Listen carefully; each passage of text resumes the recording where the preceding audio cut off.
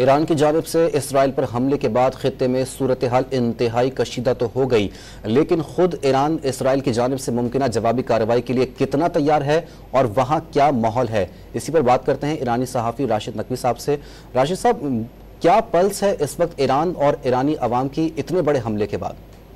जब से सैयद हसन नसरुल्लाह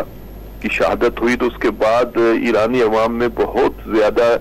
एक तरफ जोश और जज्बा था और दूसरी तरफ एक उम्मीद थी कि इसका जवाब फौरी तौर पे दिया जाएगा। इससे पहले भी इस्माइल हनिया के उन्वान से भी ईरानी अवाम के अंदर जो इंतकाम का जोश और जज्बा था उसको वक्ती तौर पे यहाँ की लीडरशिप ने किसी हद तक टालने की कोशिश की, लेकिन सैयद हसन नसरुल्लाह के मसले में यहाँ पे दबाव बहुत ज्यादा था। और दूसरा यह है कि ईरानी हुक्काम की तरफ से भी ये बात सामने आई कि हमने इस्माइल हनिया का भी बदला लेना था, लेकिन हमें फ्रेब दिया गया, हमें धोखा दिया गया कि हम जंगबंदी कर रहे हैं और अमेरिका इसमें डायरेक्ट इन्वॉल्व हुआ, तो हमने जंगबंदी की खातिर जो है वो इस इंतकाम को डिले किया था। लेकिन अब हम उनसे मायूस हैं, वो झूठ बोलते हैं, फ्रेब किया उन्होंने जंगबंदी की तरफ कोई कदम नहीं बढ़ाया। राशिद साहब, कौन कौन से ममालिक ईरानी हुकूमत के साथ खड़ा होने की यकीन दहानी करा रहे हैं और इस हसास तरीन वक्त में जो मुस्लिम ममालिक साथ नहीं दे रहे, ईरानी हुकूमत उनको किस तरह देख रही है?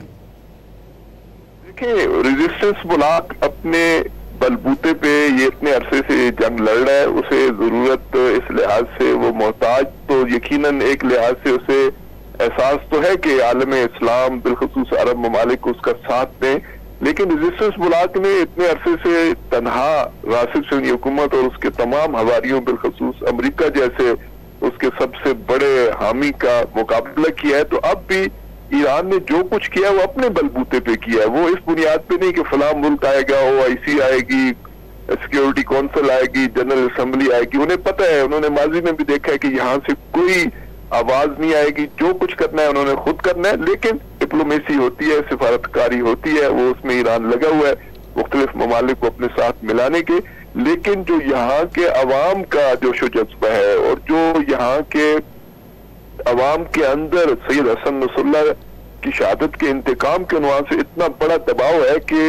एक बात जिसकी तरफ बहुत ज्यादा इस वक्त सोसाइटी के अंदर बात हो रही है कि ईरान को एटमी तजर्बा अब कर देना चाहिए, उसको अनाउंस कर देना चाहिए। इसके अलावा कोई रास्ता नहीं है, कोई मुल्क रेजिस्टेंस ब्लॉक की मदद के लिए नहीं आएगा। बहुत शुक्रिया राशिद नकवी साहब, डॉन न्यूज से बात करने के लिए।